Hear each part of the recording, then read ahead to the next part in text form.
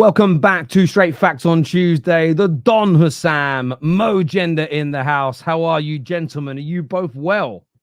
Yes, today is a great day. Finally, there's some Liverpool content to actually speak about, So for a change, I'm going to come on Straight Facts and talk about my own club instead of just calling Chelsea crap all the time.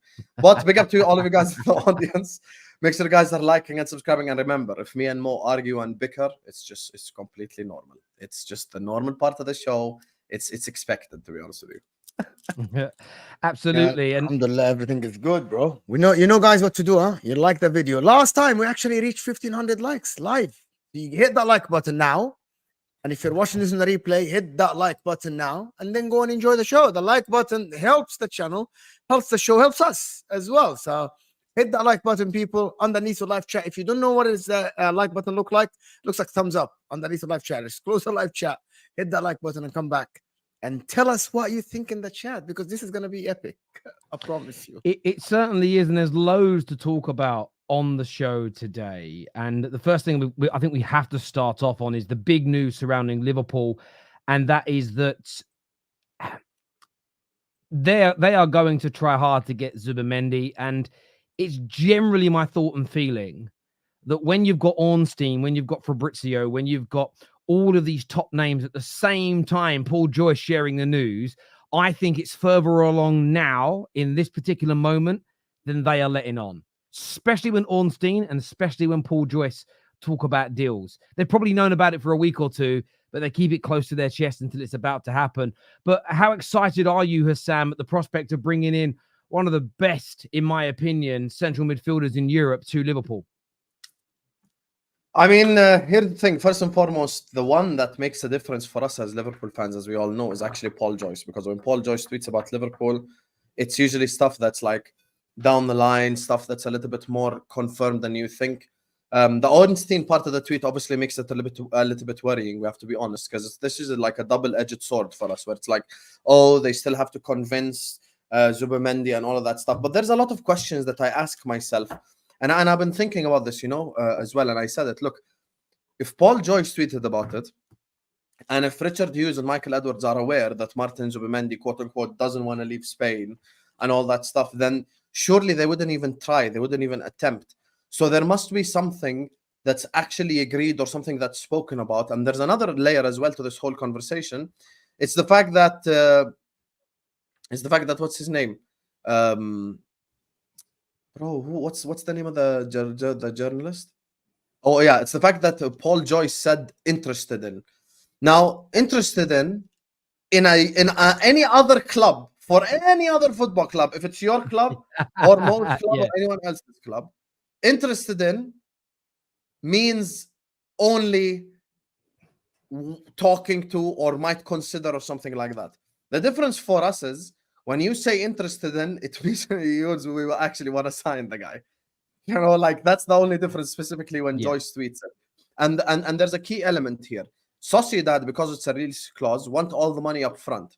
So it's not going to be like over 2, 3, 4, 5 year period. It's going to be just on that. It has to be, because La Liga rules state Liverpool would have to pay La Liga the money, and then the La Liga would give the money to Sociedad. So yes, you have to pay the whole thing in a lump sum. Yes. Yeah, and that's the thing that makes me think this maybe is probably a lot more done than people think. Because if we are going to pay 60 million upfront or 50 million upfront or whatever the price tag is, I think it's 51 million his release clause, 51 million pounds, 60 million euros. If we're going to pay 51 million pounds upfront, then surely they've gotten the go ahead from FSG. Surely they've gotten the go ahead from everyone around them, to be honest with you. So I'm very excited. I'm happy for the deal. I know we'll talk about his profile and how he suits Liverpool, which is going to be a very interesting conversation. But for me, I'm very happy with it. We need a 6 desperately. We just signed one to play alongside McAllister. So yeah, this is a fantastic statement of intent by Liverpool Football Club. It certainly is. I'm going to go to Mo in a minute on this. I just wanted to say, look, all summer I've had stick from Liverpool fans.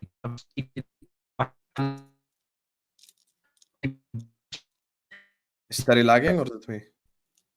Oh yeah, he's lagging big time. He's Terry's lagging big time. I'll be back in a minute.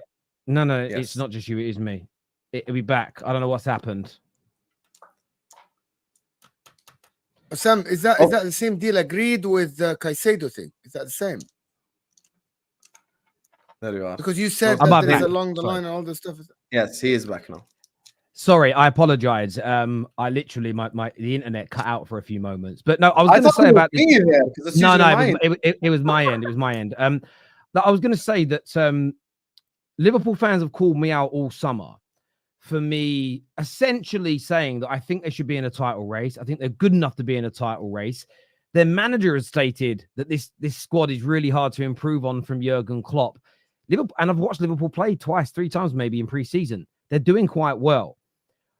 What I stated all along is I thought it would be ridiculous to do the whole summer without a major signing. That would be not setting up slot for failure in terms of dropping outside the top 4. But I felt what it would do is absolutely stop you from being able to win the league. But a player like Martin Zubimendi, I believe he is so good. Now, of course, I know there's going to be... I don't even think these challenges should happen now on socials because we know what they are. Of course, he might not translate to the Premier League. Of course, he may not settle in Liverpool. There's always a risk of a transfer not working.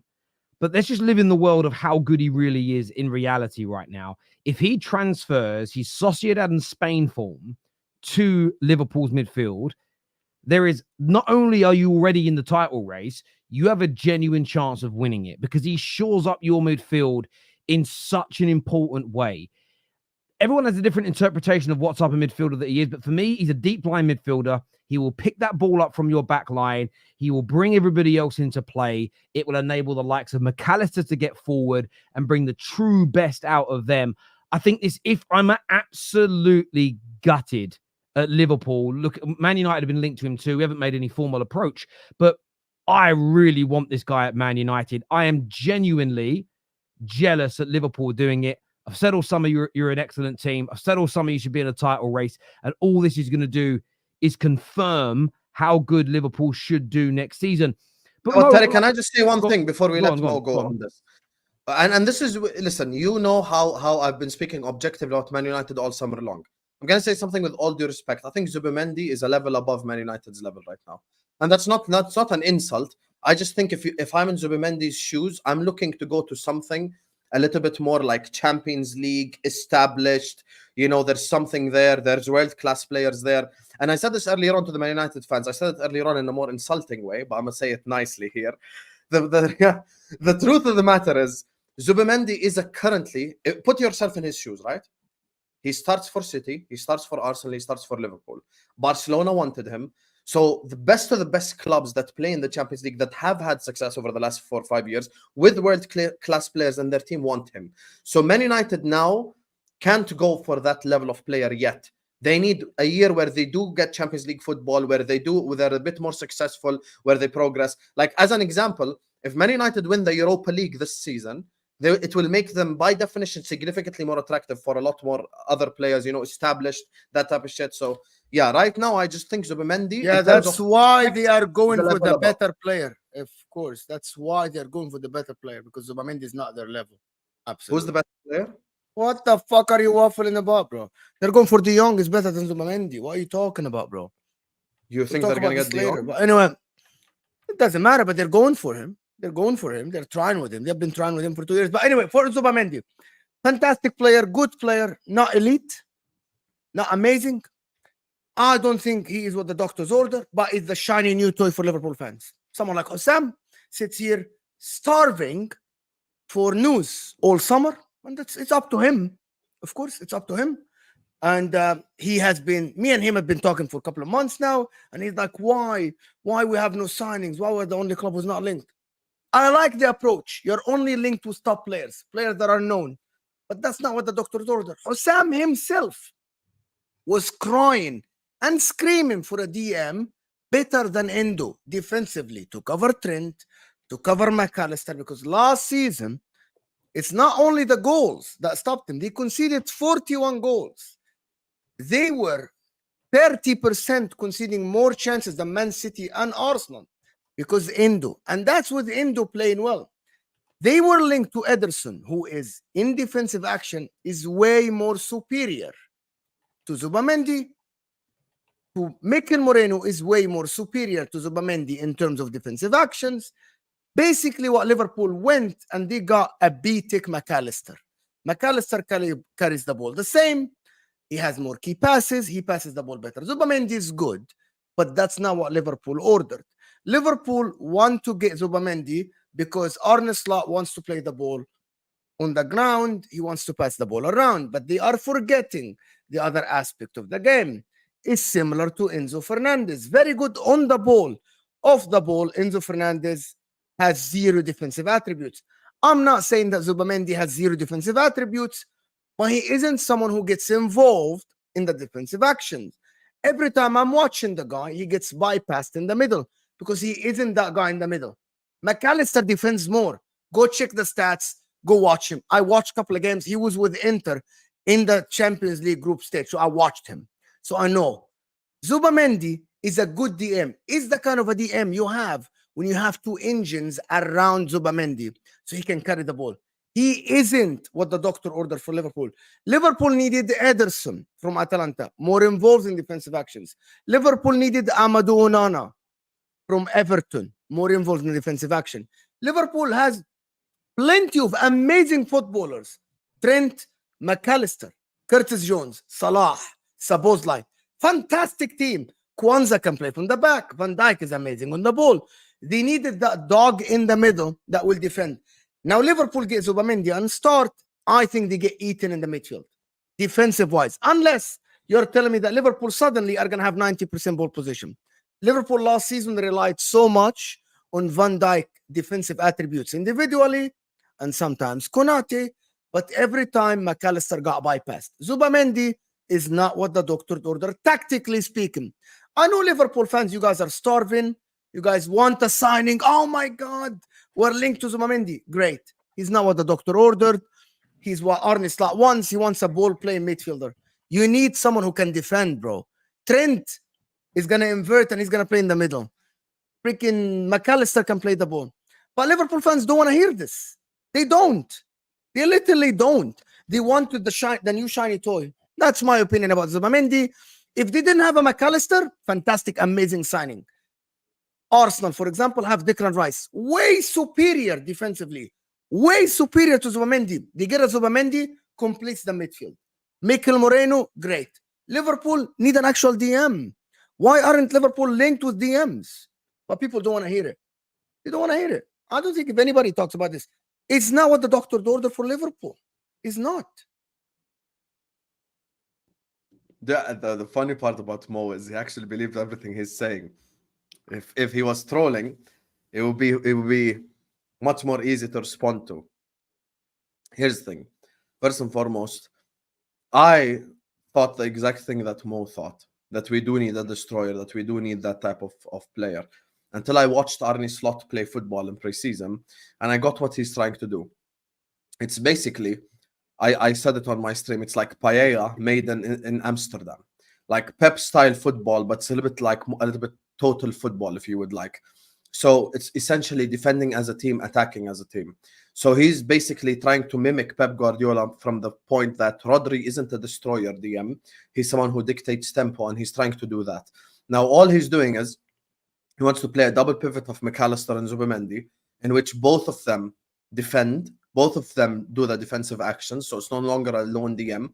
And I made the same mistake because I wanted Ugarte at my football club. I wanted Ederson. I wanted all these guys. But then I have to remember that this is not Klopp's style. This is not Klopp's system. This isn't the number 6 going to be isolated with 3-4 attackers and he's going to have to tackle and he's going to do this. This isn't the situation at all. Liverpool are going to be playing completely different style of football, completely different. You know, to be honest, there are similarities with Klopp, 100%. The pressing is a little bit similar. The fact that they invert the right back and left back, Klopp did that as well. So there's similarities there. So I wouldn't say it's 100% different to Klopp. That's why the transition is a little bit easier than people think. However, it is still different to Klopp. And that's the aspect that I, myself, have had to accept is different. So if we had Jurgen Klopp in charge, I would shake Mo's hand and say, you know what, Mo, you're 100% correct. We need Ugarte, we need Ederson, we need Palhinha. Because Klopp plays with a lone DM. The difference with Slot is Slot plays 2 6s together and he plays a 10 ahead of them. So that's why I was referring to it earlier on as total football. He essentially looks at it as defending all together and attacking all together. Now, in terms of, Man United going for the better player, it's funny because I watched your stream earlier on. I was watching your stream. I was listening. And on his stream, Mo, one thing I always call out about you, I shit on Man United to Terry's face and behind his back. Tell the world your honest thoughts on Frankie de Jong quickly, just in 10 seconds before we do because we have a Man United section. Tell them. What did you say about Frankie de Jong? He doesn't. No, what did you say about Frankie de Jong? Tell them. I literally said he doesn't defend as much as Zubimendi. Okay. Yeah, and you said it's not what the doctor ordered for Man United. Same. But we haven't spoken about de Jong now. The better player? So why? Okay, hold on. Why are you? Okay, hold on. Terry? Have you asked me about Man United and Frankie de Jong yet? No, I haven't. No. Okay, thank you so much. Move on, Husam. What are you trying to do, bro? What are you trying to do? What is this doing, Husam? I figured your it turn. out. This guy comes here. You know what Husam is doing? You guys will know? Chelsea. So he banters Chelsea all the time. But then Chelsea fans defend all their signings. So he hasn't had any signings. Me and him spoke. And me and him spoke.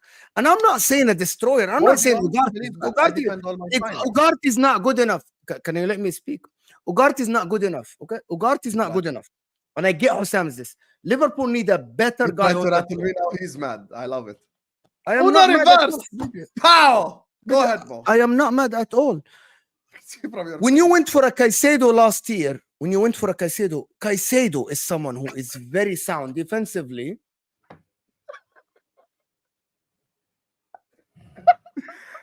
Okay.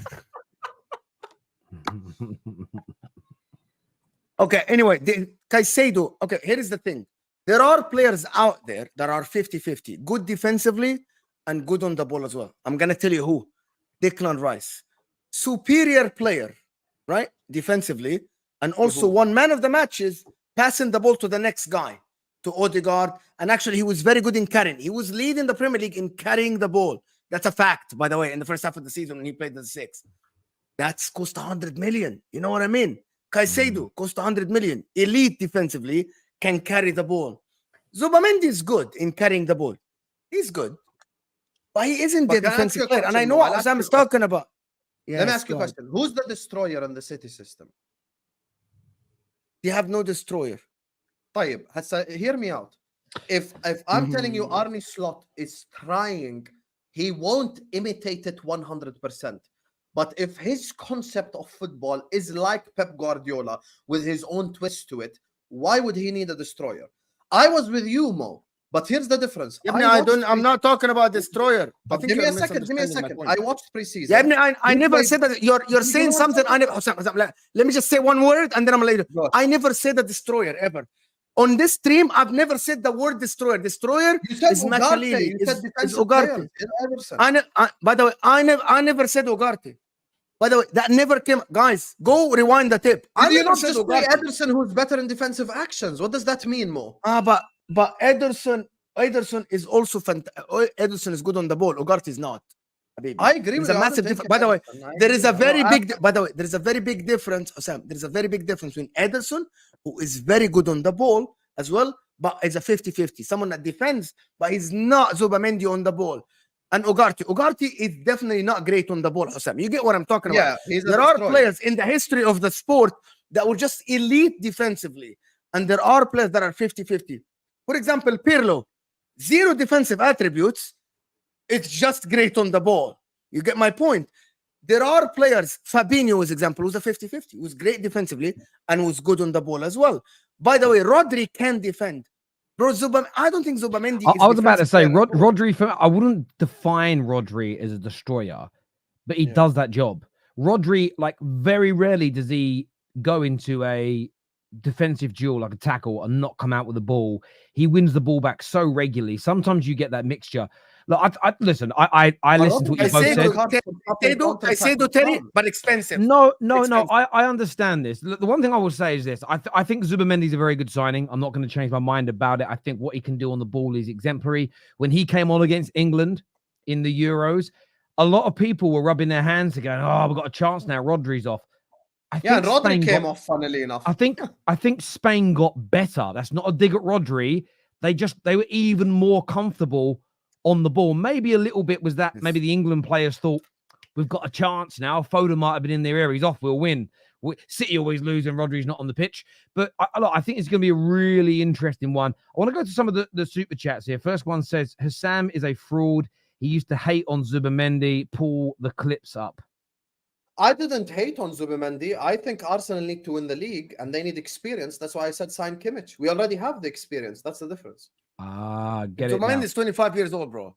He's experienced enough. Yeah. This year from Yeah, Trev. but Arsenal don't have a 30-year-old like Kimmich. We do. Salah, Van Dijk, Alisson. Yeah. This here from Trev, he says, all that slander from Terry Potts and LB towards Liverpool, and now they go and pull off Zubimendi. But there was no lies. We all just said it was absolute nonsense that you should be waiting until the last week of the window to bring in a deal. And we don't believe that you can't improve this Liverpool team. And the day later, it sounds like you're about to go and get Zubimendi. So it's not slander if it was correct. Slander is essentially a lie. We've been proven right. I agree with that. And I called this out today. I said, listen, the problem that we have now, if in a world in which Zubimendi does not come to Liverpool, we have left ourselves way less time to get deals completed and to get shit done. Can I ask you a question? Yes.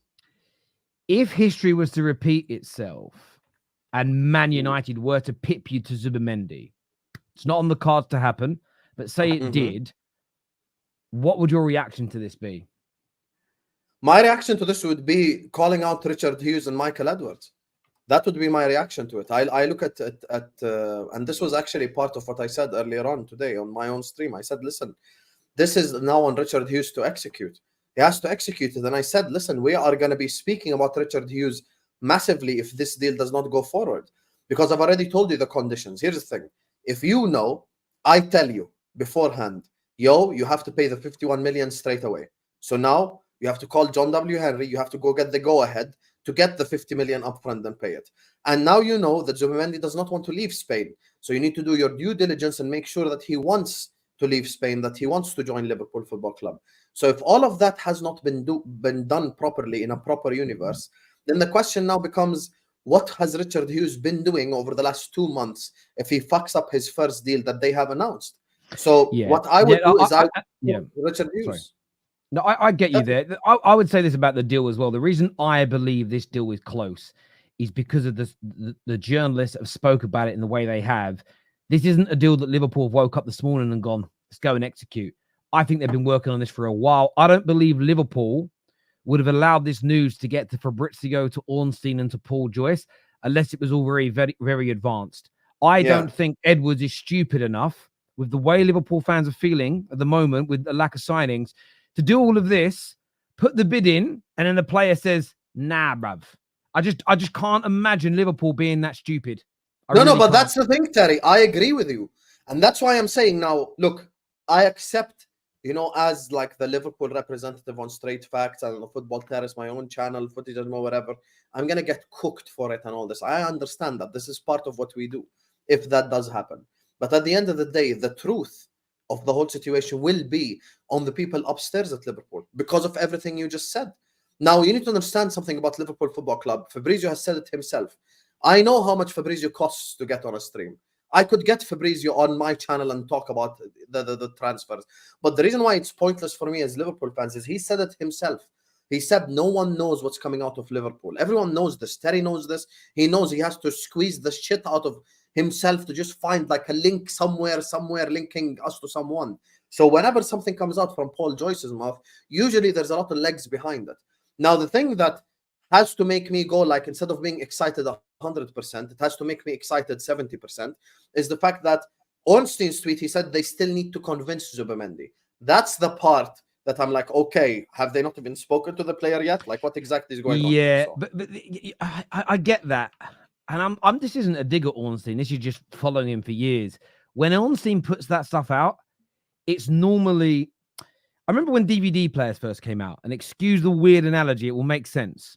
I remember one of the first ones comes out, and I was like, Dad, can we get one? My dad said, no. He said, because they've already got new versions ready.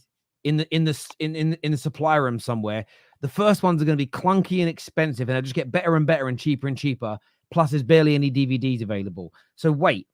And lo and behold, every year new ones came out. They got smaller and cheaper. And the first one we bought wouldn't even play pirate DVDs, like the fake ones you get in a shop, like the fake ones you buy on the street. Eventually, you could get a DVD player for like $9.99. But it turned out they had these ones invented for years, but they slowly released them to maximize the money. Journalists do the same thing as these tech companies. They get a story, and I believe as long as they are ahead of the game, and when you're at the level of Ornstein, you are, he may get that story first. So instead of today, he'll say that. And then it gives him the opportunity in the next 24 hours, 48 hours to do another update, then another update, then another update.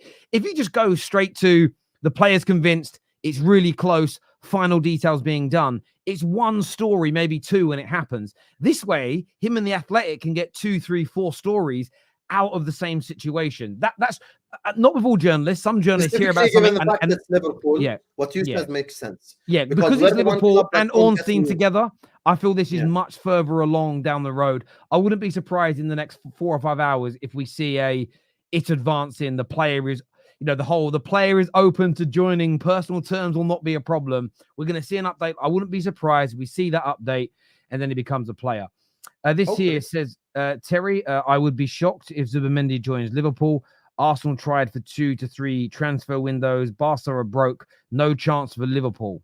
Big up, Terry. Well, here's the problem I have with this. Do we have from any reliable journalist that Arsenal actually tried for Zubimendi? Because from the beginning, we've been talking about Arsenal and Merino. So they're clearly looking at his partner, to be fair. So I haven't seen any credible journalists say Arsenal want to sign Zubimendi like Ornstein, Fabrizio, even the top tier Arsenal journalists. They've always been talking about Merino. Barcelona are broke. That's on them. When it comes to us, when you say Liverpool have no chance, Liverpool have money, and this is the problem. And this was also Terry's problem with Liverpool fans. I'm not that type of guy. I'm not gonna sit up here and tell you Liverpool are broke and we ain't got no money to spend. No, we have money, we can spend it, and we should be able to spend it. So yeah. That's why Terry, you're going for a £51 million midfielder, bro. Crazy. Terry, you should stop the analogies. They never make sense. They make perfect sense. They make absolute... And it's not my fault if your brain don't work. Don't blame me for your brain lacking functionality, my friend. Of course it works. I'm explaining how a journalist may have more of a story than he reveals at the beginning, so that him and the newspaper make multiple stories that makes you money. The same as when new technology comes out, the better version of that technology is nearly always already invented or ready to come out, but they're not going to bring you the better version straight away. They're going to sell you all the little updates up until that new version to make more money out of you.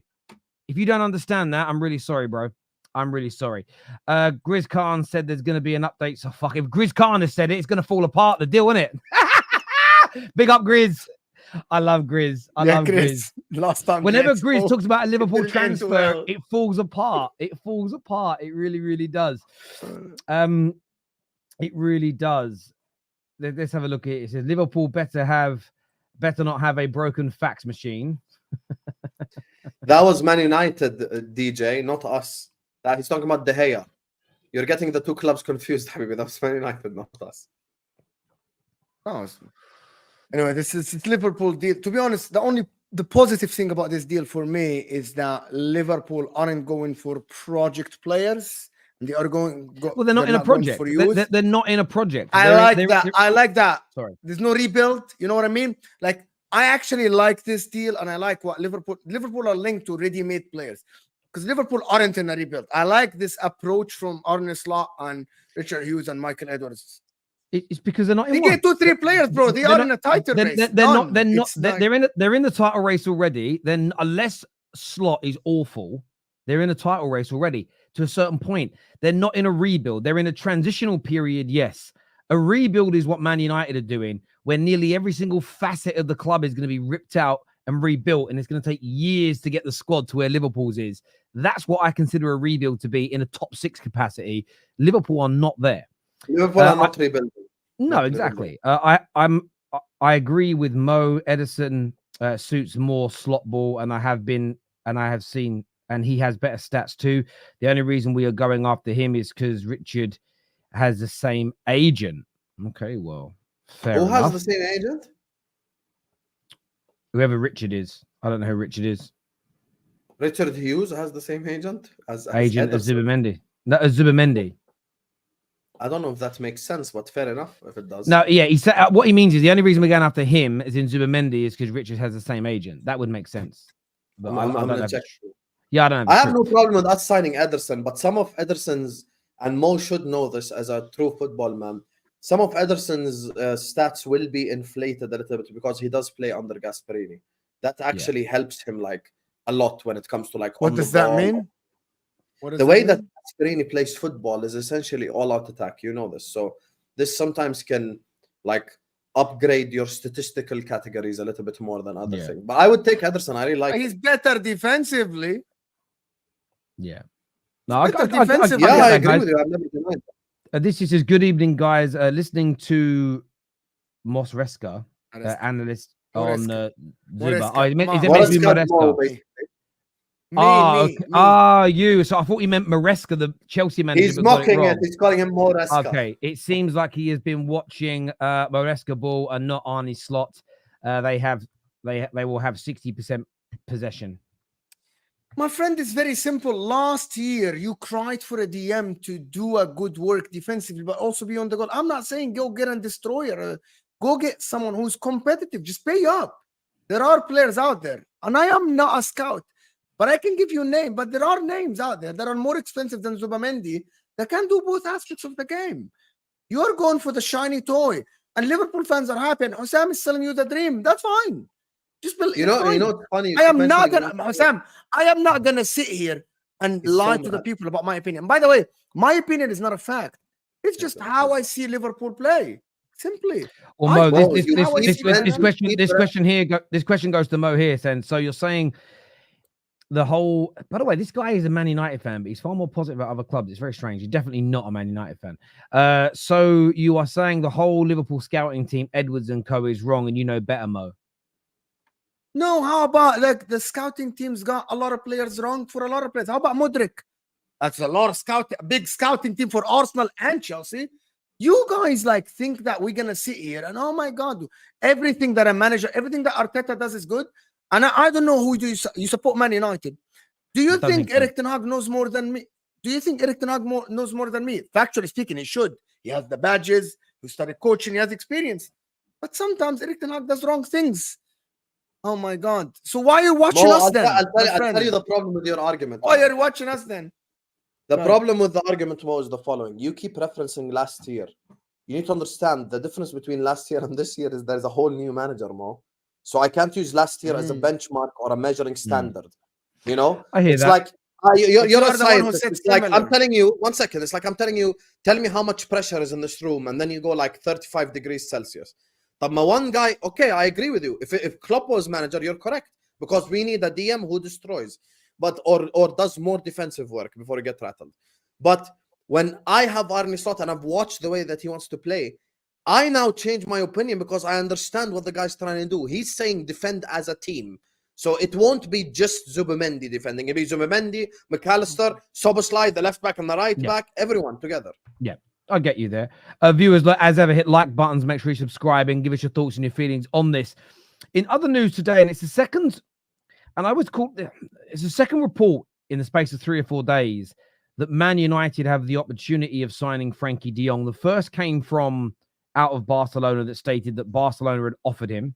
Today's report comes from a Manchester-based reporter, a relatively small reporter, to be fair, who has stated that Man United have now made a sort of an inquiry back and a talk-in. But there are a couple of reports in the last few days, and I think we've definitely learned this summer to not ignore these smaller reports to begin with, because they've got a lot of, like Calafiori was being reported by the smallest journalists out of Italy before it became news. Moreno was very similar. But there's another report now, that sort of the second time in a few days, that Man United could be going in for Frankie de Jong with a £40 million bid. Thoughts on that, Mo? Is that the right type of player that Man United should go for if we don't sign Ugarte? No, I don't think so. Again, another player that doesn't defend. And you need, again, this notion everyone is obsessed with, that I need to have a DM that is good on the ball. He's great on the ball. His stats are similar to Rodri, by the way, in terms of carrying, key passes, and all the stuff. He's an absolutely amazing footballer. You have Kobe Mano, who's very good. Kobe Mano. When you didn't have Kobe Mano before and you were playing a McTominay or a Fred, Frankie de Jong made a lot of sense because Fred was going to do the dog work. Now you have Kobe Mano, an amazing footballer on the ball. Now you're going to have three midfielders basically that are good on the ball. Bruno, Kobe Mano, and Frankie de Jong. Your defense is exposed. I know that people think that there is one aspect of the football. And Mo always talk about the defensive. Oh, but the coaches think about the offensive part. Arsenal last year, one of the main things we spoke about on every single show is how strong that defensive unit with Declan Rice in front of them was. That is something that win you the league. Frankie de Jong is a great addition to Man United. I'm not saying that, but they still need an actual DM that actually can defend because their midfield gets picked apart many times. Casemiro's legs are gone sometimes. You need a DM. I think Frankie de Jong adds a lot to your team, right? And you are lacking midfielders like him. There's only Kobe Mano there, but you still need another one. I don't think he completes your starting 11. It's a great deal for 30, 40 million, but I don't think that's what you need to do. You need to focus on some kind of different profile. And I know that this show, I'm speaking more tactical about what clubs need. That's different than we sit here and banter. This is my opinion. I think Man United need a DM that can defend, that can cover Kobe Mano, cover Bruno Fernandes. First of all, you get a good DM. Man United release Kobe Mano and Bruno Fernandes. Bruno Fernandes gets to be the guy behind the forward to create. There are players out there. But I still think that Man I United... agree with Mo completely, by the way. I agree with Mo completely. I have to say, everything he's saying is right.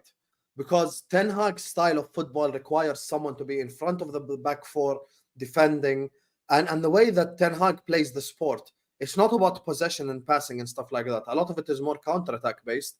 And essentially, you basically, it's not really complicated. You just need a younger version of Casemiro. Because the best version we've seen of Man United under Ten Hag was the version of Man United with Casemiro as the lone DM. Now, I'm watching the Ten Hag style. There's a complete difference between Ten Hag and Slot and other managers. Ten Hag is a little bit more like on the counter-attack side than he is on the possession side, even though he's a Pep disciple. He wants a 6 and needs a 6 to defend, in my opinion. Now, I understand that you could essentially, in essence, defend as a team and attack as a team and all that beautiful stuff. But in theory, what Mo said is correct. Because you do have Kobe Mano, because you do have Bruno Fernandes, you need someone behind them to just cover them, cover the spaces. That's why, for me, when Terry asked me last week about Ugarte, I said that would be the signing of the summer for Man United. And I wasn't even exaggerating, because that guy is second in Europe on tackles just behind Palhinha. And that's literally exactly what Man United want and need, in my opinion. Cameron here, hope you're well. Canadian Cam says, respectfully, I give a fuck about balance. If Frankie de Jong is available, get him. We need quality, period. If Ten Hag can't figure it out, someone else will. Listen, I get where Cam's coming from, and I look at this. I don't think what you two have said is wrong. I think we do need a defensive player in that regard. But if we can't find the right one for the right money, then I have no issue then focusing on a different area and whole. I think what we actually need this summer is a Frankie de Jong type and the Ugarte type player. If we sign both, it would be impeccable. So,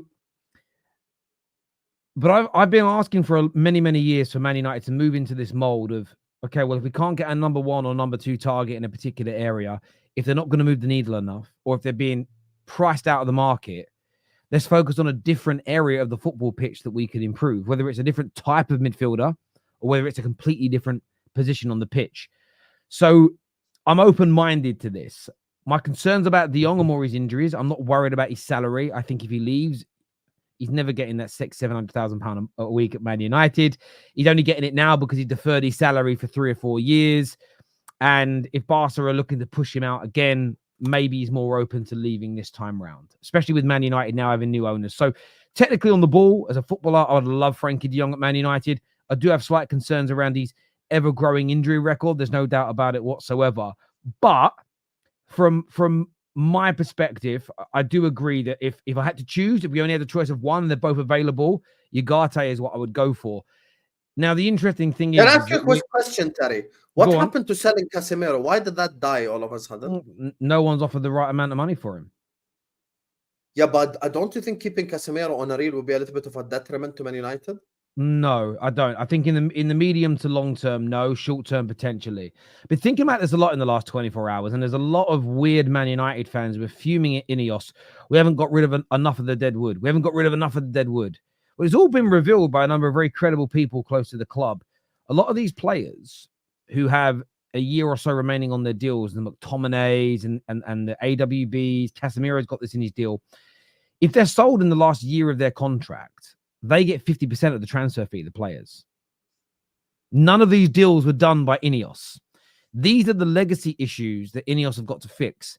And I'm keeping my cool, but I am close to losing my temper with idiotic Man United fans who had this weird delusional belief that everything would be fixed in one summer. That Ineos could come in, throw a bit of money around, and it would all be fixed.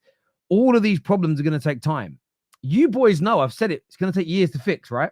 It will take time. You are correct. So correct. none of us know the exact details of all the problems, which is why you throw out a blanket statement of it's going to take years to fix, because these problems are there. The reason we haven't found the buyer for Casemiro is because what we want for him and the salary that he's earning, no one's willing to pay. And this is where Man United fans have got to realize. How much do Man United want, allegedly? Allegedly around, I think You want 30 million pounds, bro. It's not a lot, yeah. Yeah, it's not a huge amount. Crazy. Yeah, that's not crazy. Still, that's doable. It's not a huge amount of money. But this is the problem for me, and this is where patience is needed. And I'm not talking about patience with Anthony developing.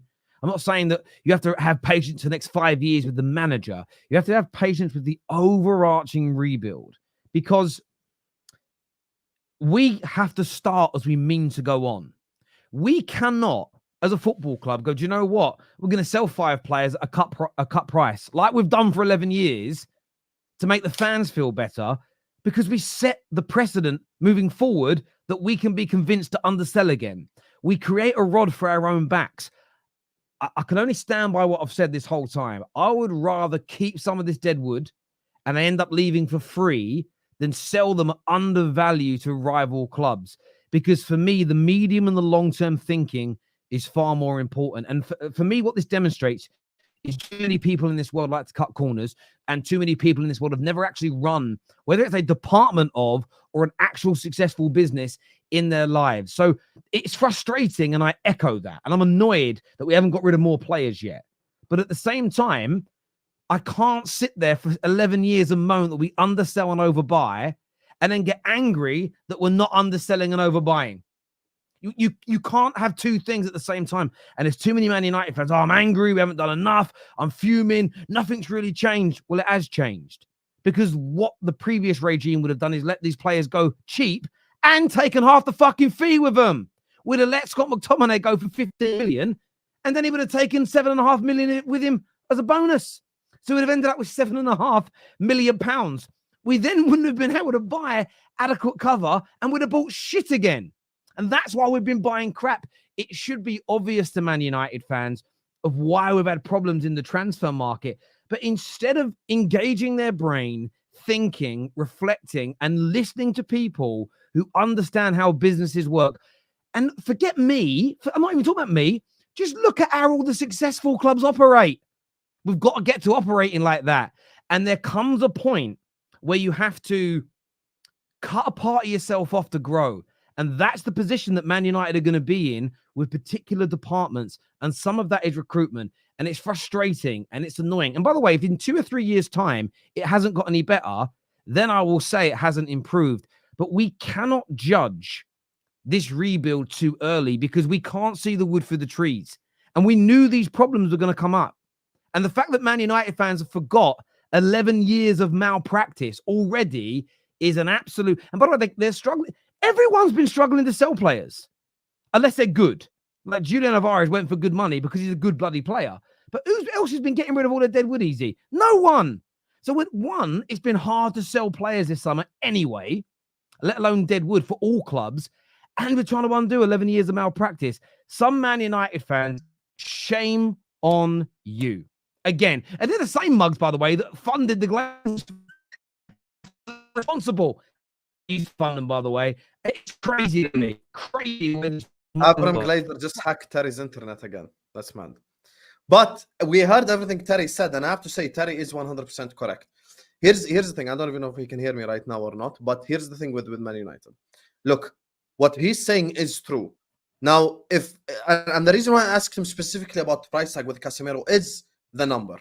Now, if Terry told me that Man United want 50 million for Casemiro, I would have said, yeah, they ain't getting that. That is like the Arsenal situation with Nketiah. No one's going to pay 40 million for a guy that hasn't even had the highest goal season tally of Armando Broja. No one's going to go pay 40 million for Edin Nketiah. So they need to be as well a bit more realistic. Given where PSR and FFP are, clubs need to be now a lot more realistic with their sales. Clubs need to be a lot more realistic. But at the same time, they want to try and make some money. I'll give you an example. Since we're talking about well-run clubs. Liverpool Football Club want to sell Fabio Carvalho. Southampton came with a bid for 50 million. And like, nope, we're not going to accept a cent under 25. That is still in a realistic price range. That is something that Southampton should be able to pay if they really want Fabio Carvalho. Now with Man United, it's low-key actually, and this is where Terry says something that is very true about his own football club. It's low-key the ghosts of the past haunting them more than anything else. It's the ghosts of the past. There are players in this team who played under Mourinho. There are ones who played under Oli. There are ones who played under Van Gaal. There are players still in this team who have been there for the longest. And there are and all these wrong transfers that have happened over the last 6-7 years are culminating in front of your very own eyes right now. That's why Man United can't spend all the money like crazy, as you guys are seeing. They're trying to follow a more realistic approach. You know, they're trying to follow a more smart approach when it comes to transfers, which I have commended, to be honest with you. I've said well done, except the Lane Euro one. That's what I said, that they overpaid a little bit. But other than that, they've been doing the right thing. And if they do want 30 million for Casemiro, then they are 100% entitled to that. I mean, Fabinho left for about 40 million to Al Ittihad, so it's not like a crazy age gap between them or something. No, I agree. And it's frustrating because I understand rivals bringing this stuff up, but when I see Man United fans bringing it up and making it a talking point, I think, why are you even asking these questions? We all knew, but then maybe we didn't all know. Because these are a lot of the same people that have felt, sack a manager, bring a new guy in, we're fixed. I thought Ten Hag was going to go, and I thought he should go because I believed he lost the dressing room. But you boys did 100 shows with me. I never stated at one point that just sacking Ten Hag would fix us. It was much bigger than him. But these are the same people that still believe we're in a transitional period and just need a couple of ballers, good manager, we're back. Morons from outer space. I genuinely mean it. They've been wrong every time. Yeah, they still spout their nonsense, but go, yeah, you're right, bruv. These are the kind of people that are out in the protests at the moment, protesting nothing and nicking sausage rolls. Like, honestly, lame brains, delinquents. It's crazy to me. I was going to ask you this question before we get Mo's opinion on all this. Genuinely, Terry, because you deal with Man United fans more than any of us do. Like, even on match reactions, even on shit like this. Do you think, because there's a massive key element here, because then you're going to suffer from Chelsea syndrome if your answer to this is no. Do you think Man United fans will be patient this year and will have the patience that you're talking about that is required? Do you think that the patience is there? Some will, some won't. So it'll be a mixture. There are some Man United fans online who only get engagement when we do badly. They will have zero patience. They're already, I watch their content just to check if I'm right. They're already ignoring what a rebuild consists of. It's all just, I saw one guy the other day on a stream moan that we haven't started building the new stadium yet. There we go.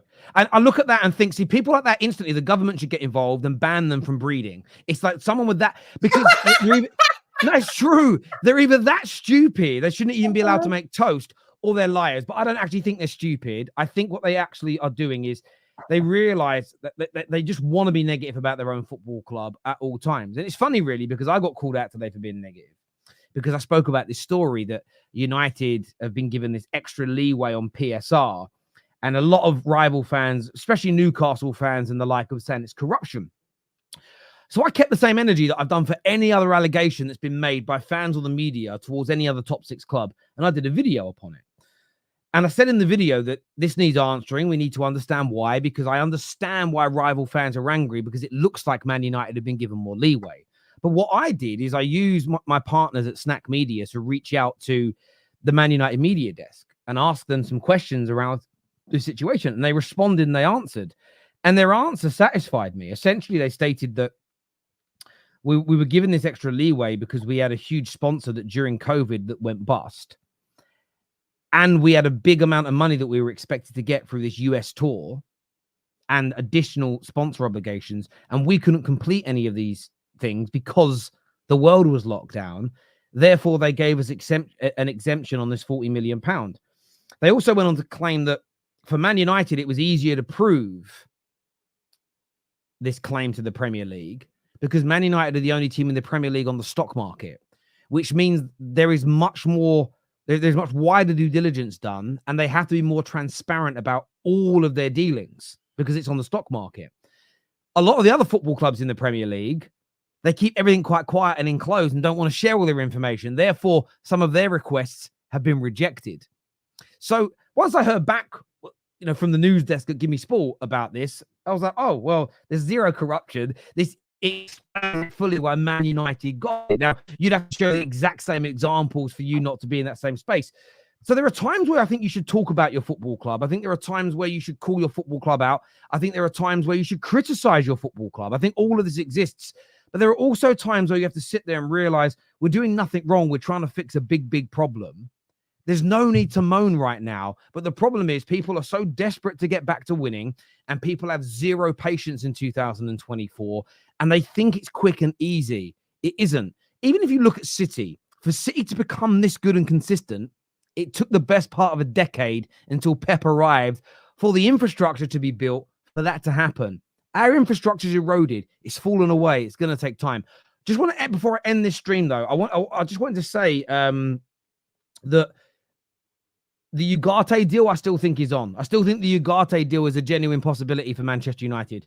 I think that part of the reason that we're kind of flirting, I think all the reason we're flirting with all these other football clubs is because we're just trying. It's like public negotiations, I think, personally. So I still think Ugarte will happen personally, but that's just not going to mention the other reason. What's that then? Jorge Mendes. I scratch your back, you scratch mine. Oh yeah, we've got a good relationship with we've got a good relationship with him. Absolutely. Yeah. Lenny Euro agent, Ugarte agent. Yo, I'm gonna get you Euro. You get this guy out of PSG. Football doesn't work this way, by the way. This shit doesn't happen. But listen, to be honest with you, this Ugarte deal, I praised Man United yesterday when I was talking about Manchester United, because this Ugarte deal, a year ago, Man United would have actually paid the money for Ugarte because they need a DM. They literally just publicly said we're walking away. The journalists are saying that. Praise Man United for it, to be honest, because they are pressing PSG. Because Luis Enrique doesn't favor the player, so Man United have the upper hand in the negotiation here. Yeah, and they've just gone and signed a player as well. Look, it's a bit like with the De Ligt situation. When Euro got injured, Bayern Munich essentially came out and went, "We want 50 million now," and Man United went, "No." Now they've gone and signed Jonathan Tah, however you pronounce his name, but they can't complete until they sell De Ligt. Now again, there's probably going to be a happy medium, and maybe we'll pay 40. We wanted 35, maybe we'll pay 40. But the point is, if we'd have reacted and panicked the day Euro got injured and gone, all right, there's 50 million, and not waited a couple of weeks, that's 10 million pounds more we would have hemorrhaged. Now, for a lot of people, they go, 10 million is nothing. Well, it is if you keep if every signing you make on average, you overpay by 10 million, that's 40 to 50 million pound a year you waste. Over a 5-year period, that's 200 million pound gone. 250 million pound gone. Imagine your Man United do start improving, and we get to a point in, say, 3 years' time where we're brilliant, and there's a chance to go and sign whoever the new Mbappe is. Got no money left. Why? Oh, yeah, we listened to Dave down the pub that told us to overpay for all of our players just to make him feel better in front of his friends. But now we've got no money left to sign that superstar. It's stupidity to behave that way. And look, there's a lot of things that will prove if Man United's rebuild works. The most important is challenging for Premier Leagues, winning them, Champions Leagues, etc. But other indicators to look at will be things like, I don't use net spend because net spend isn't real in particular, but looking at how much we buy for over the next 5 years, how much we spend, and how much we bring in. We are one of the worst clubs in the Premier League for the amount of money we sell people for. We sell people so cheaply. If we could sell as well as the Chelseas have, as the Liverpools have, as the Cities have, we wouldn't have any, forget sponsors, we'd have no financial issue. We raised in the last 7 or 8 years, we raised an extra 700-800 million in sales, like everybody else. We'd have no problems now. And the irony is, people are like, we've got all these problems, I want them to go away. You want them to go away by the club doing the same shit that got us in these problems. Think about what you're saying for a goddamn moment. It's crazy. Let's do some of these super chats here. First one says, what about United tax from Bayern and PSG?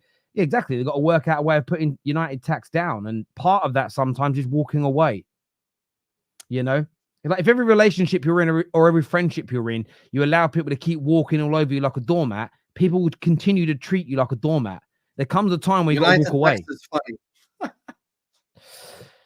Well, I believe there's Premier League tax, and then I believe there's United tax on top. I believe there's but Woodward started this by telling him we can do things in the transfer market and nobody else can. Yeah, you were right. We can pay more than everybody else and sell for less than everybody else, you moron.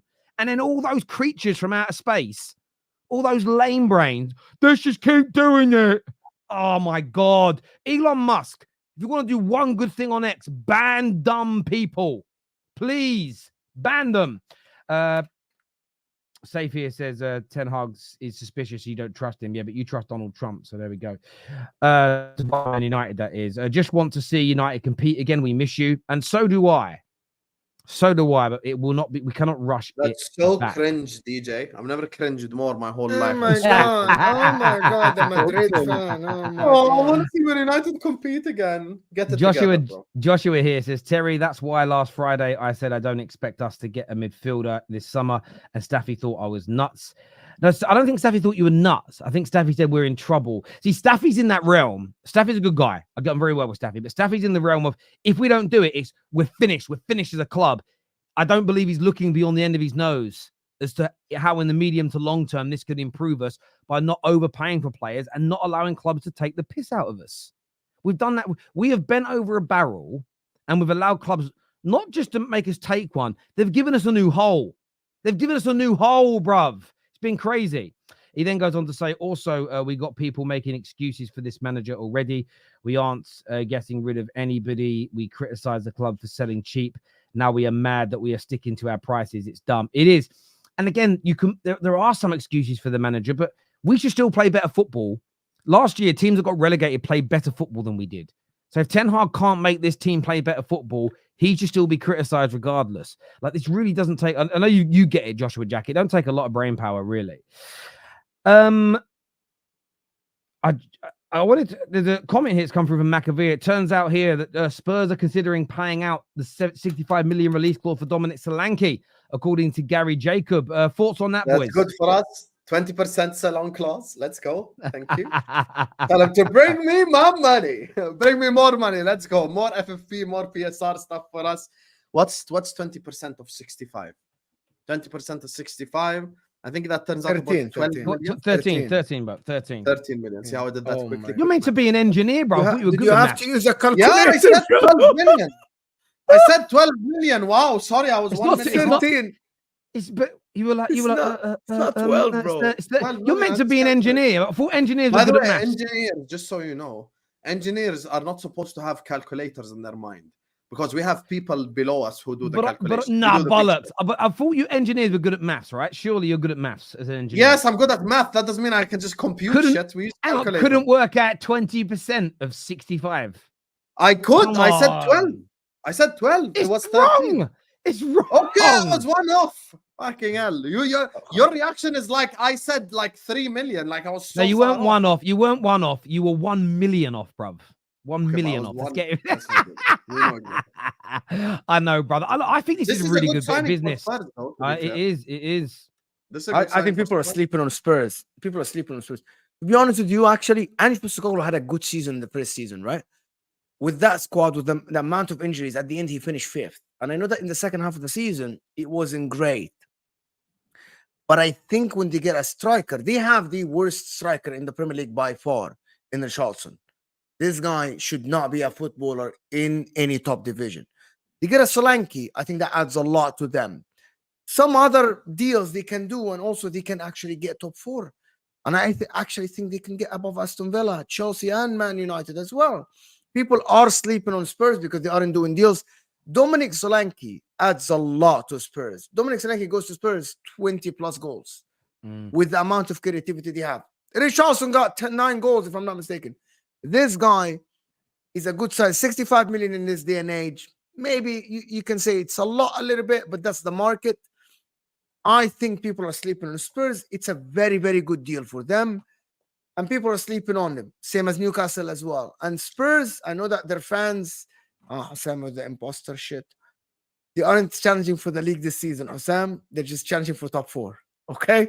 They aren't challenging for the league. It's only top 4. For top 4. Wow. I thought they were going to win the league last year. That's funny. But fair enough. I still remember all the Spurs hype from last year at the start. I haven't forgotten. Do you want to say? I remember everything they told me as well. And now look, everything I said happened. It came to fruition. You get guys trusting Spurs, and I love exactly how Mon goes like, "Oh, people are sleeping on Spurs." Yeah, I am sleeping. Bring me a pillow. Sleeping on what?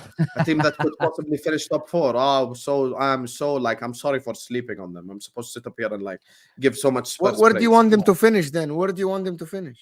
They were going to win the World Cup last year. What happened? Okay, so where do you want them? Where do you realistically think they will finish then? I think they finished probably 4th or 5th. That's great. That's not bad. It's good for Spurs. Yeah, good for Spurs. It's very good for them. Back to Champions League. Do you know what I found really interesting? Do you remember I was getting a lot of stick a couple of seasons ago from a lot of Spurs fans? I actually come across an old tweet from a Spurs fan this morning. I don't know how I came across it, but I did. It came up on I think someone retweeted it today, but it was from about a year ago when they bid whatever they bid, 20 or 30 million pounds for Raya, and then Raya said no, and then he went to Arsenal. And I exaggerated in the tweet a little bit for a bit of banter.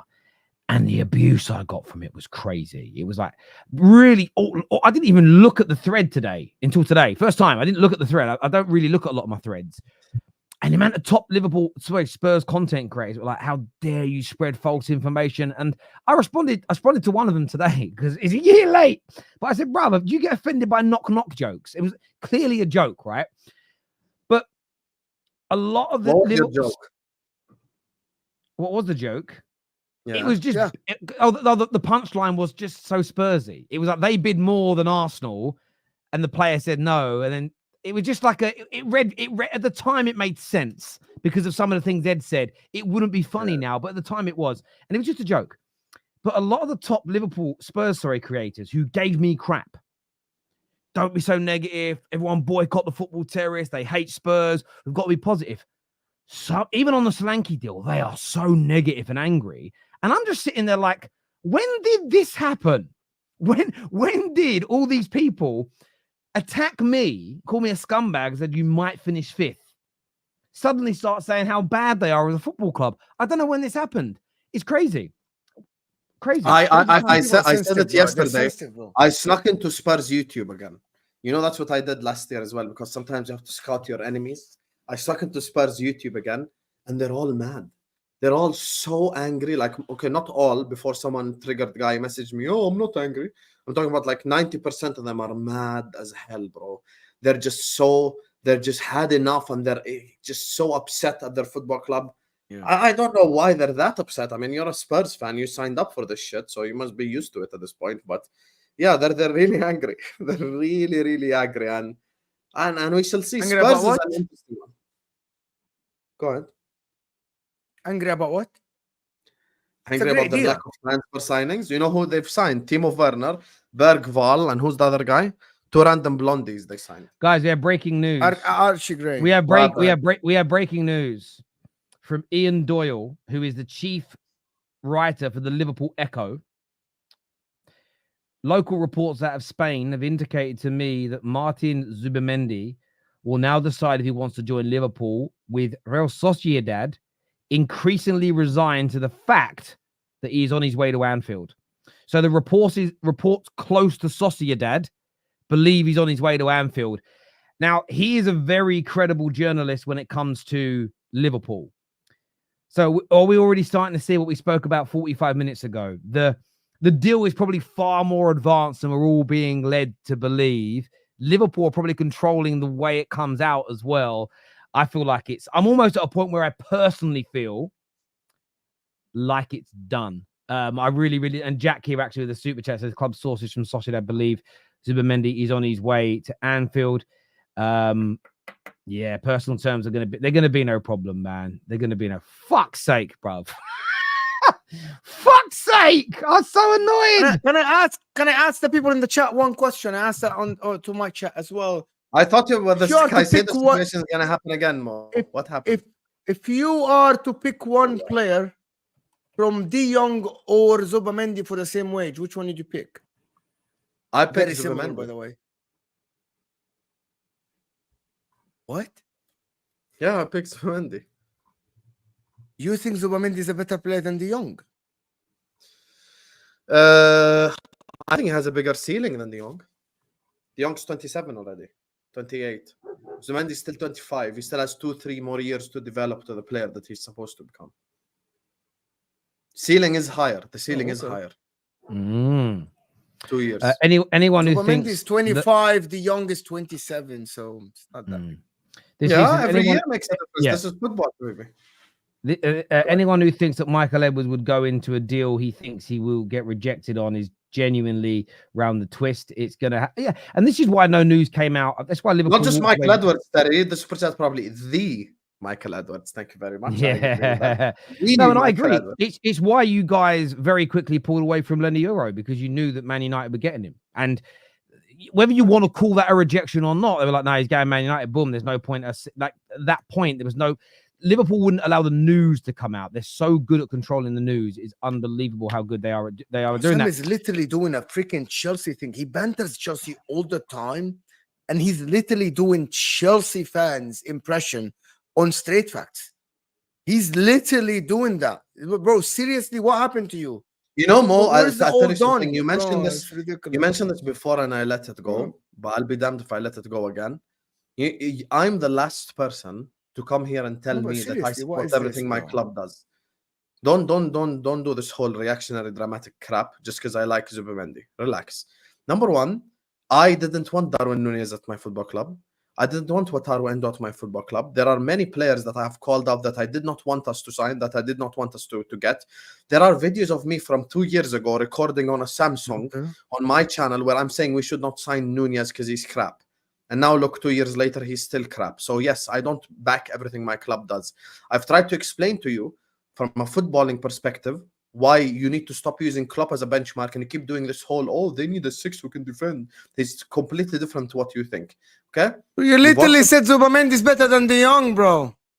See how he's. And by the way, don't tell me, Husam, has the better don't tell ceiling, me that I I said where is the old Husam? So don't tell me that I didn't say that you agree with everything. I literally said, where is the other Don? Yeah, I don't agree with everything. So I know what you're talking about. But because you have been starved of signings, bro. Bro, it's very obvious. Anyway, guys, I don't want to go. Guys, look, we've done this argument already. Can I just say one thing, please? Go on, finish up, because I want to show you guys that it's funny. Earlier on, Terry said something. He said he was getting on to the Liverpool fans for the fact that they're acting like it's okay for us to not do anything in June and July. And what did I say? I said he's right. And I called my club out for doing transfers too late. I said we shouldn't start a transfer window in August. I said we need a centre-back, a left-back, and a forward-line player. And guess what? If we don't sign those other 3 positions, I'm going to call my club out. What do you think? I'm afraid of calling my club out? There's the whole FSG out playing over Anfield, Habibi. Go look who organized that. So I just want to, this is very quickly. Have you guys seen the situation with Lucadinha? What happened? So no. A Turkish journalist put a tweet out essentially saying that Lucadinha has signed an agreement with Galatasaray. Lucadinha is reportedly, then he's tweeted him back saying sorry, but not true. And the guy has shared the document that shows that he's done it. It's crazy. It's crazy what's going on here. Shared the actual document from Galatasaray saying it could be a done deal. Or is Wait, a done what? Deal. Say that again. I don't get what you said. So a journalist said that Dini is going to Galatasaray. Lucadinha said, no, not true. No, not true. The journalist has then shared the document that he's agreed with Galatasaray. Oh my God, that's do you know what's really, yeah, it is. Do you know what's really funny about it? Which funny is this? I wonder how many times a footballer has said a journalist is lying when a journalist isn't lying. But to protect their source, the journalist has to just take that L. And maybe just this one time a journalist has gone, do you know what? Fuck it. I'm not being called a lie. Like, imagine journalists started doing this to footballers. A footballer turns around today and says, I don't know, Joe Bloggs, we won't name him. Joe Bloggs was seen at a nightclub kissing a man, right? You're a liar. And then he just puts up the photos. Like, I'm like, what? You suddenly, footballers, all of them are suddenly be coming off socials very quickly. On Arsenal, DiMarzio has again today stated that they are heavily looking at this Osimhen deal.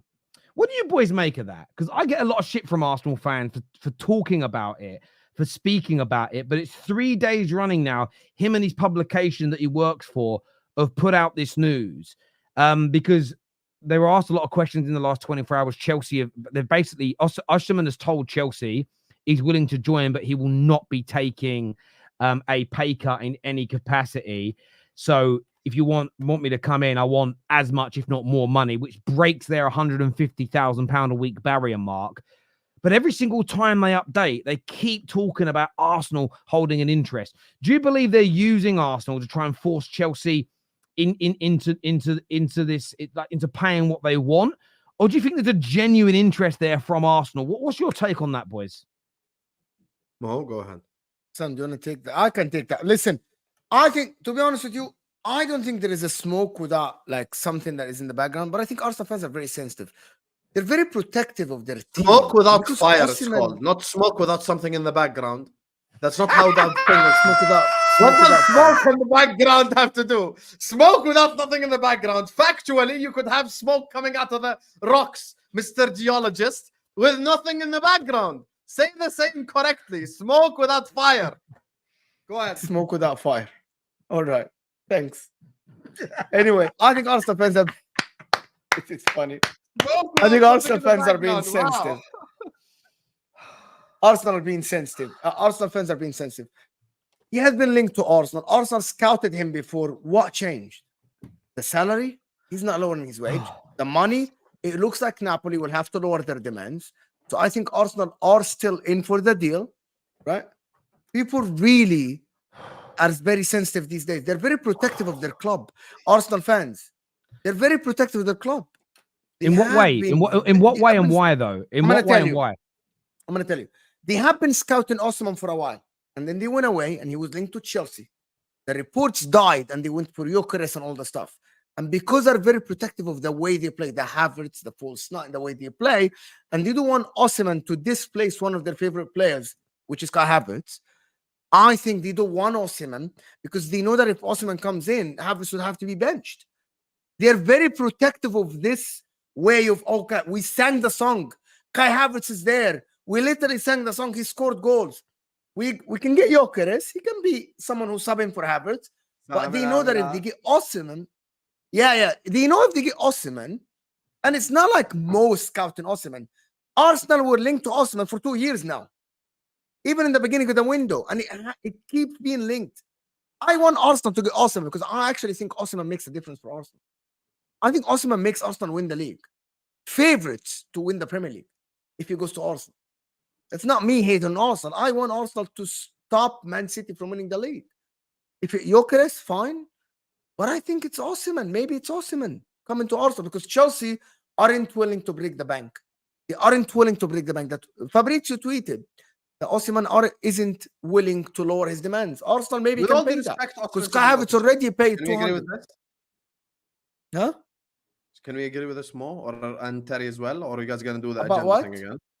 You guys know that Osimhen shouldn't go to Chelsea deep down for his own benefit of his own career. How old is he? Is he like what, 25, 26 now? He shouldn't go Chelsea. 26, yeah.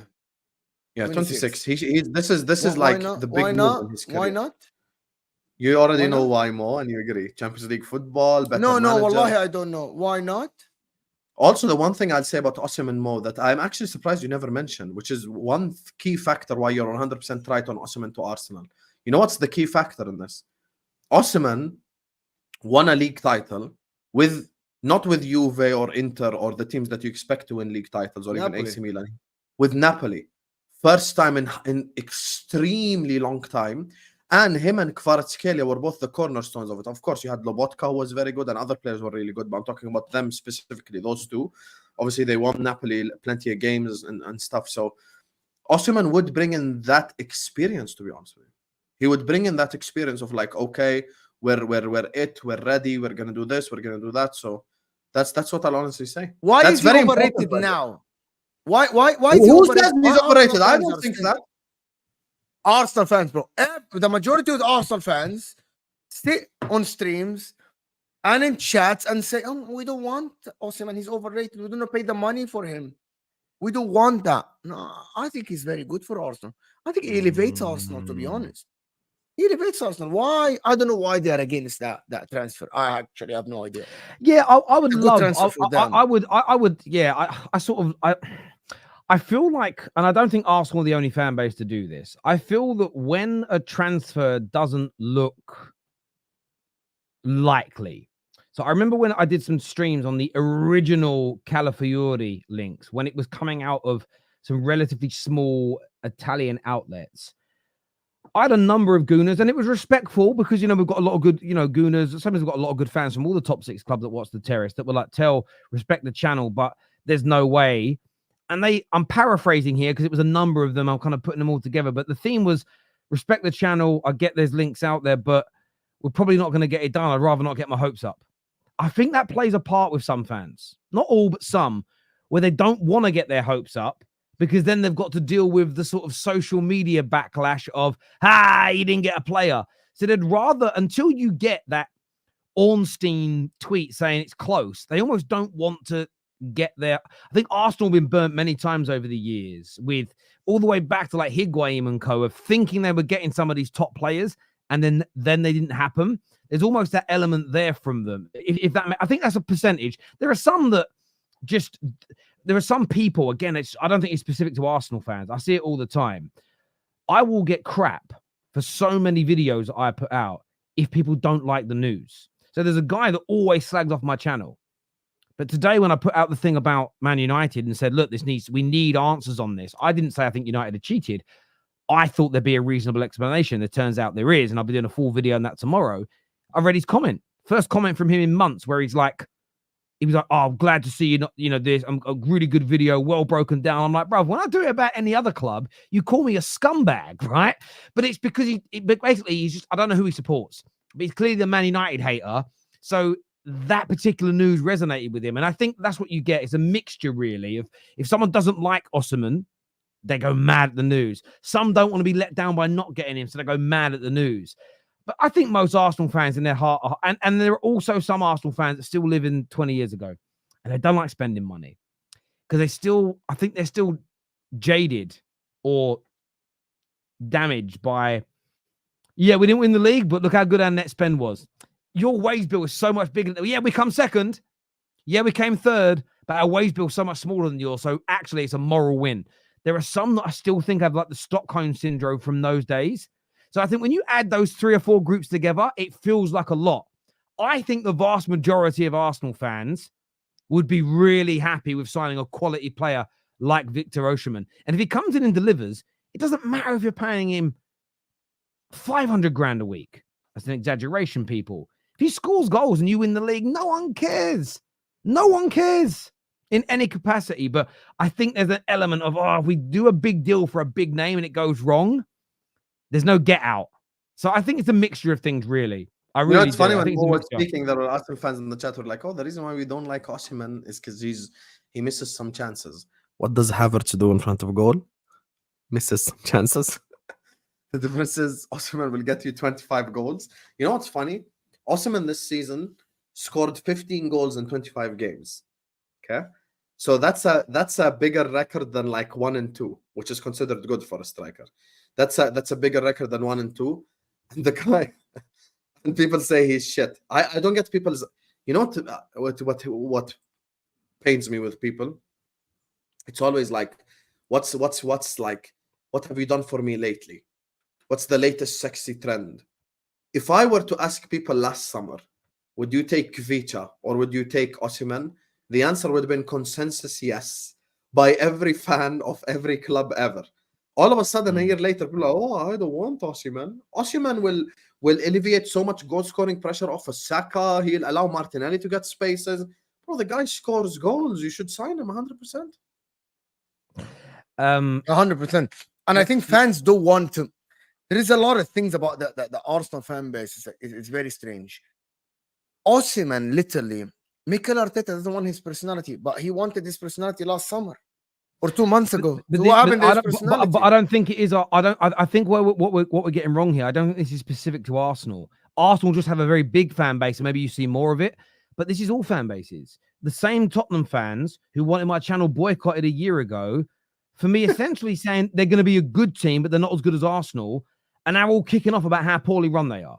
You know, you get Liverpool fans yesterday getting mad at me, saying, Terry, you're out of order for saying that we're a good team. And you're out of order, though, for saying to win the league, we've got to make a few signings. Today, they're saying, if we get this Zubimendi deal, I think we can win the league. Terry, you were wrong. It's literally what I said. I think everybody's protective of their football club. And sometimes it just leads to cognitive dissonance. Their brains stop working because they're frustrated. And sometimes you can call them out on a positive thing. I've had Arsenal fans, I've had Liverpool fans alike, both this summer, come at me for me saying, you two have got to be up there and contend for the title. Why putting that pressure on us? Because you're two of the best teams in Europe, in my opinion. So that pressure has to be there. But they don't want the pressure. And some Liverpool fans especially, they want to paint this underdog story this year. Oh my God, we did it in a rebuild. When Fergie left, they couldn't win. We did. The difference was you've got Edward running your club. If Michael Edwards would have took over from after Fergie and was running our club, Man United wouldn't have fallen off. We wouldn't have fallen off. So the situation different. And when you say he's got a personality issue like Tony, I saw the video footage of Ivan Toney coming back to Brentford. The reception they gave him, the way they all embraced him, again, that did not strike me as somebody with an attitude problem. Because I just don't think it just doesn't, that claim doesn't make sense. I think what it's more likely to be with Tony, and this actually pains me more, I just don't think the bigger clubs think he's as good as we, the fans, think he is. I just don't see any evidence of a bad human being personally. Dylan here says, listen to these three experts. Whatever makes these men say is right. These men all sit in their bedrooms. I'm actually in my studio that I built. And I'm not in my bedroom as well, and I'm building a studio. Oh, and I know where Mo is, but we're not going to tell anyone. But yes, we're not right about everything. It's called an opinion. But thank you so much for watching, my dear sir. It's very, I nice love people like Dylan because he put so much effort into writing that message while simultaneously watching three people in their bedroom. Which one of us is sad, me or you? And I bet he wrote it in his bedroom. I bet he wrote it in his bedroom. Big up, Dylan, bruv. I hope you and your sock are good, man, G. This here says Osimhen is so overrated. That's why we don't want Osimhen. He's not good. Stop. Has zero to do with replacing anybody. Wayne also goes on to say that me personally, have always felt he was overrated. Don't know anybody else, but this Arsenal fan does not want Osimhen. So yeah, I said that. Same people that never watched the Portuguese league will sit there and defend Eucharist for hours because the club is linked. True. No to Osimhen, only Eucharist, 100%. Listen, I bet you right now you couldn't name three Sporting Lisbon players. You probably don't even know Ugarte played for Sporting Lisbon. You don't know Pedro Goncalves. That's what I don't understand. No. Arsenal fans will, because they knocked him out of the Europa. They'll know some players. Oh, he went there. You went there. You're such an asshole, Terry. You're such an asshole. You're reminding them of the painful memories. You're reminding them of who scored the goal that day? Manuel Ugarte, by the way, just so everyone knows. But I remember like it changed over time. But a couple of years ago, I could have named you more players on that Villarreal team than most other squads in La Liga, because those fuckers beat us in the final of the Europa League. It sticks with you. That's what I meant. Yeah. Who else did Villarreal beat from the English sides in Europe? Just don't. AFCON changed people's minds. Osimhen is my number one striker. Yeah. But then again, I agree with this completely, by the way. International football does not translate to the Premier League. If AFCON makes Mohamed Salah, Liverpool would have turned on Mohamed Salah a while ago. Yeah, I know. bro. If Zuba, sorry, it is Zubimendi or is it Zubimendi? Zubimendi. No. Now, this is can a it bad spell- word in Arabic, just so everyone knows. So I cannot say that super chat What does it because mean? that May I ask? those 4 letters in Arabic means male genitalia. So I have to say the full name, Zubimendi. I cannot say the first 4 alone. So he's the shortened version of his surname in Arabic means penis. Yes. Ah, so fun. I love learning things like that. There must be loads of words like that in the world that, yeah, that's funny, man. The first 3 letters is that word. The first 4 letters is my. Ah, okay. Even This worse. is getting weird, but go ahead. This is getting weird. Mo, I'm just teaching him Arabic language. How's that weird? There we go. When did I say I trusted Trump? Safe, you called up the football terrace 100 times saying you wanted to buy the club. Shut your mouth, you idiot. I will pray that Zubi doesn't go to Liverpool. I would take Osimhen tomorrow. We need a centre forward. Big up yourself, bro. Tired of playing City since Liverpool can't beat us. What Let me just give you a quick piece of information. Last team to beat Real Madrid in a Champions League final is Liverpool Football Club. The team to deliver the biggest beating to Real Madrid in a Champions League is Liverpool Football Club, 4-0 at Anfield. The team that lost by the biggest margin from Real Madrid is Liverpool Football Club, 5-0 on aggregate win against you in 08-09 as well. That's when Zidane came out publicly and said Gerrard's better than Messi and Ronaldo. So yeah, big up though, nice one. That's amazing. He also said that Scholes is better than Gerrard. That's a fake quote. Fake quote. Oh yeah, that's a fake quote.